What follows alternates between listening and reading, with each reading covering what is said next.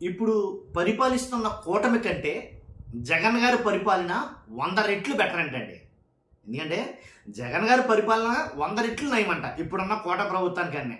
నేను ఈ మాట నేను చెప్తుంది కాదు, లేకపోతే ఎవరో వైఎస్ఆర్సీపీ వాళ్ళు చెప్తుందో కాదు. ఎవరైతే జనసేన నేత టీవీ డిబేట్లు ఎక్కువ ఉంటాడు ఆయన గాదే వెంకటేశ్వరరావు, ఆయన మాట్లాడిన ఒక సీక్రెట్గా మాట్లాడిన మాట బహిరంగంగా కాదు, పబ్లిక్గా కాదు, ఎలాంటి టీవీ డిబేట్లోనూ చెప్పలా. వాళ్ళు ఏదో బాతాకానీగా మాట్లాడుకుంటూ వాస్తవాలు మాట్లాడుకున్నాయినా కానీ వాస్తవాలు మాట్లాడుకున్నారు. ఎందుకు వచ్చిందిరా, ఇంకా మనం అసలు చేయలేకపోతున్నారా టీవీ డిబేట్లు.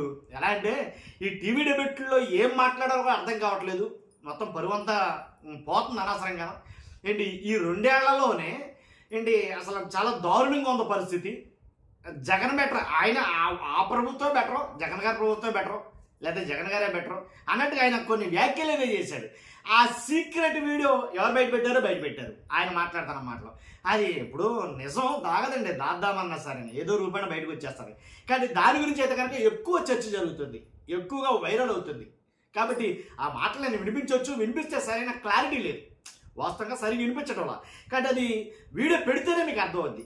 గాదే వెంకటేశ్వరరావు గారు ఈయన నాకు తెలిసి జనసేనకి అధికార ప్రతినిధి అనుకుంటా. ఎందుకంటే చాలా ఛానల్స్లో ఈయన టీవీ డిబేట్లలో ఎక్కువగా ఉంటాడు. అలాగే టీవీ ఇంటర్వ్యూల్లో కూడా ఎక్కువగా మాట్లాడుతూ ఉంటాడు. ఎక్కువగా జనసేన జనసేన అధికార ప్రతినిధి వైఎస్ఆర్సీపీని ఎక్కువగా టార్గెట్ చేస్తూ మాట్లాడుతూ ఉంటాడు.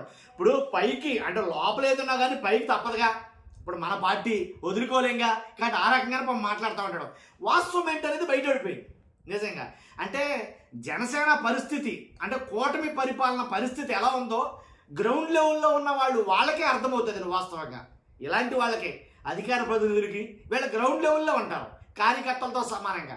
కానీ వాళ్ళ బాధ సాధలేంటి, పార్టీకి ఉన్న లోటుపాట్లు ఏంటి, ఇవి బాగా తెలుస్తాయి వాళ్ళకి. అర్థమైందా మీకు? ఎందుకు చెప్తానంటే కనుక ఇప్పుడు పవన్ కళ్యాణ్ గారు ఉన్నారు, ఎమ్మెల్యేలు ఉన్నారు, మంత్రులు ఉన్నారు, వాళ్ళకి ఆ పెయిన్ తెలియదు. గ్రౌండ్ లెవెల్లో రియాలిటీ ఏంటనేది వాళ్ళకి తెలియదు. వాళ్ళు బాగానే ఎంజాయ్ చేస్తారు ఆ అధికారాన్ని, వాళ్ళు బాగానే ఎంజాయ్ చేస్తారు ఆ పదవుల్ని.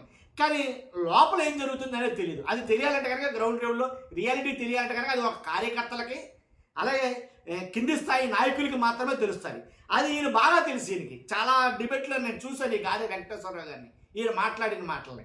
కానీ వాస్తవంగా అయితే కనుక నేను జనసేన వాళ్ళు ఎవరైనా ఈ వీడియో చూస్తే కనుక డైరెక్ట్గా వాళ్ళని అడుగుతున్నా, గుండెల మీద చేసుకుని చెప్పండి ఒక్క మాట, గుండెల మీద చేసుకుని. ఏంటంటే మీకు రావాల్సినటువంటి ఏదైనా ప్రాముఖ్యత, ఆధిక్యత మీకు దక్కుతుందా? మీకు దక్కాల్సిన ఆధిక్యత మీకు దక్కుతుందా? టీడీపీ ఎమ్మెల్యే ఉంటే ఆ ప్రాంతంలో జనసేన వాళ్ళ పరిస్థితి ఏంటనేది నేను చెప్పనవసరంలా, చాలామందికి తెలుసు. రాజకీయ పరిజ్ఞానం ఉన్న వాళ్ళ చాలామందికి తెలుసు. అలాంటి చోట్ల ఎలా ఉంటుందని నిజంగా మరీ దారుణం. కొన్ని చోట్ల కొడుతున్నారు, ఇంకా కొన్ని చోట్ల టీడీపీ వాళ్ళు కొడుతున్నారు. మన మామూలు డామినేషన్ కాదు అది. అంటే టీడీపీ తరపున ఎమ్మెల్యేలు ఉంటే కనుక మళ్ళీ జనసేన ఎమ్మెల్యే ఉన్న చోట అది వేరే పరిస్థితి, అక్కడ బాగానే ఉంటుంది. టీడీపీ జనసేన వాళ్ళు చాలా సఖ్యతగా ఉంటున్నారు. అంటే చూడండి దాని డామినేషన్.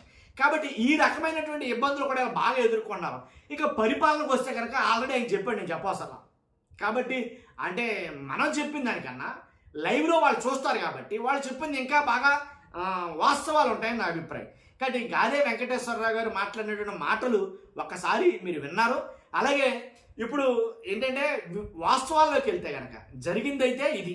మీ అభిప్రాయం ఏంటో ఖచ్చితంగా కామెంట్ రూపంలో తెలియజేయండి. ఫస్ట్ అయితే లైక్ చేయండి. Thank you very much.